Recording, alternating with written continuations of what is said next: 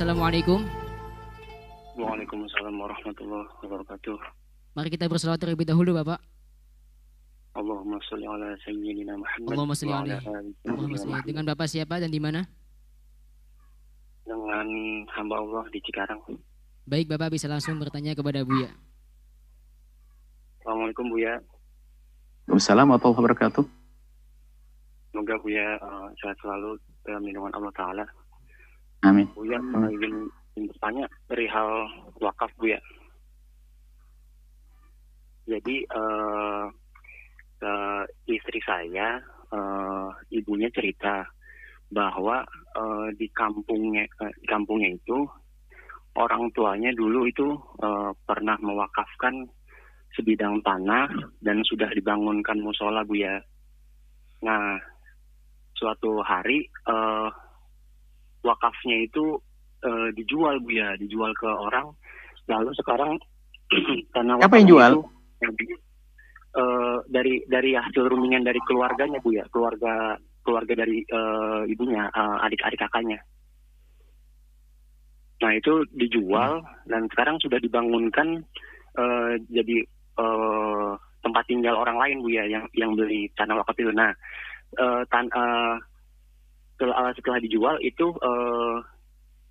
anak-anaknya itu membangunkan, jadi karena suatu kondisi itu dijual dan lalu dibangunkan di tempat lain gitu Buya, itu untuk wakaf musolahnya dibangunkan di rumah di tempat lain, tapi uang hasil jual tanahnya itu Buya itu dibagikan ke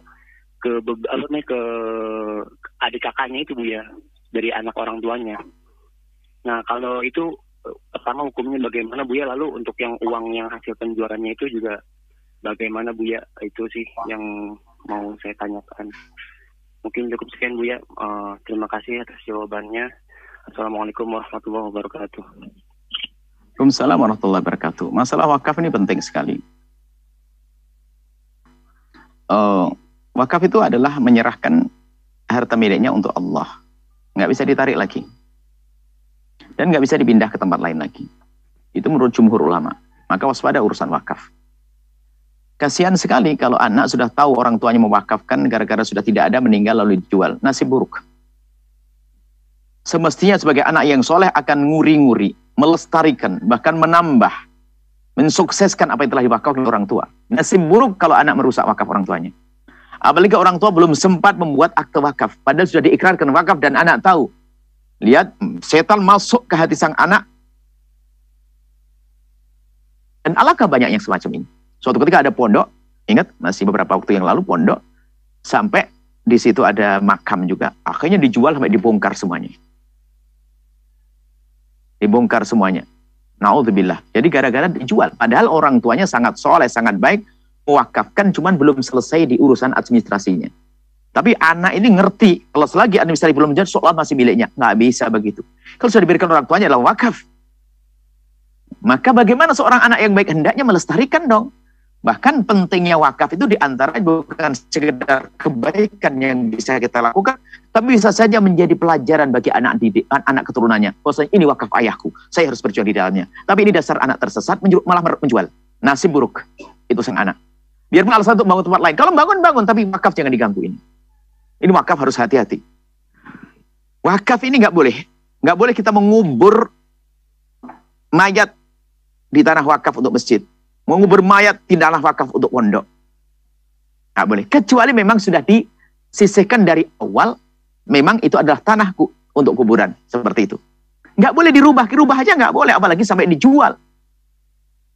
Mungkin diingatkan. Ketobat setelah itu menyesal. Masya Allah. Ya cara tobatnya sesudah dibangun, gimana orang sudah membeli, dia musyawarah lagi suruh kembalikan. Kalau nggak mau ya sudah, tinggal tobat, nyesal, jangan diulang lagi, harus mengganti, digantikan tempat lain. Nah, kalau memang sudah terlanjur dan tidak mungkin, karena orang sudah membeli, membangun akan dirugikan dong. Kecuali kita menggantikan itu semuanya. Jadi intinya adalah tidak boleh semacam itu. Dan banyak, bahkan kita juga menghadapi orang semacam itu. Dari semua keluarganya mengatakan ini adalah wakaf.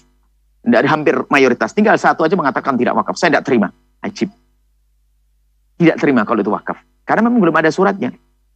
Nasib buruk.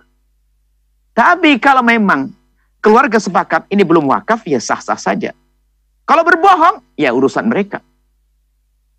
Maka dari itu, siapapun yang mewakafkan tanah, segera hendaknya diberesi, serahkan kepada Allah. Supaya apa? Tidak kita keburu mati, anak kita yang bakal masuk neraka. Gara-gara, wah nih, tanahnya pinggir jalan, nilainya 5 miliar. Bagaimana kalau diwakafkan? Nah, akhirnya dijual, nasib. Maka wakaf segera diselesaikan. Biar selesai, nggak ada urusan. Jadi bisa nyampe ke surga, nunggu di surga. Urusan pewakafan. Dan ini kami sampaikan kepada semua pengurus-pengurus masjid, pesantren, dan sebagainya. Jangan gampang bangun di atas tanah yang bukan wakaf. Karena tanah wakaf, kalau Anda bangun sesuatu di tanah yang bukan tanah wakaf, tanah bukan wakaf, Anda bangun harta wakaf, Anda menjamin bukan tanah wakaf. Anda dapat dana wakaf masjid, Anda bangun di atasnya. Dana wakaf untuk pondok, Anda bangun menjamin. Kalau yang punya tanah ini kok tidak mau, tidak nerima, Anda menjamin. Wong tanahnya orang, kenapa Anda membangun di atasnya? Maka para pesantren kami ingatkan, masalah wakaf itu beresin. Nah, kalau tanah pribadi, bangun dari duit pribadi Anda. Jangan dari tanah, dari harta wakaf. Ini memang harus ditegaskan begini supaya apa? Selamat semuanya. Banyak pondok pesantren tidak diwakafkan, kasihan nanti keturunan anak. Kemudian ini harta ini wakaf. Orang menerima itu wakaf. Di antara wakaf adalah sedekah untuk ditentukan tujuannya. Lah kok ditanam di tanah pribadi? Akhirnya suatu ketika ada masjid minta bantuan kepada kami. Buya, ada masjid dijual. Ini kan nggak benar kok masjid dijual gini. Oke, kita tanya, ternyata apa? Memang belum wakaf tanahnya. Oh, yang salah yang bangun masjid di atasnya. Kenapa bangun masjid di atas? Kita tidak bisa bantu dong. Kita boleh zalim hanya gara-gara masjid harus mengalahkan. Oh enggak, kalau masjidnya salah nanamnya, menempatkannya juga salah. Ya, akhirnya tanah dijual. Nggak tahu masjidnya dihancurin atau tidak, Allah alam. Kita tidak tahu setelah itu. Nggak bisa, karena apa? Hati-hati masalah wakaf. Atau harta wakaf Anda letakkan di mana? Ini adalah pelajaran buat semuanya. Semoga Allah memberikan kepada orang tersebut. Sampaikan barangkali diperdengarkan suara ini kepada beliau-beliau ini. Insya Allah kalau dia orang baik, mungkin kemarin itu adalah salah karena tidak ngerti hukumnya. Kami tidak pernah menduga orang itu pembangkang syariat. Tidak. Tapi yang banyak kami sadari adalah mereka adalah orang-orang yang belum mengerti. Sehingga di saat mereka diingatkan, syukur dan mudah untuk membuat perubahan. Sahabat Al-Bahjah TV, setelah menyaksikan video ini, jangan lupa bersolawat kepada baginda Nabi Muhammad. Shollu ala Nabi Muhammad. Allahumma sholli alaihi wa ala alihi wa sahbihi.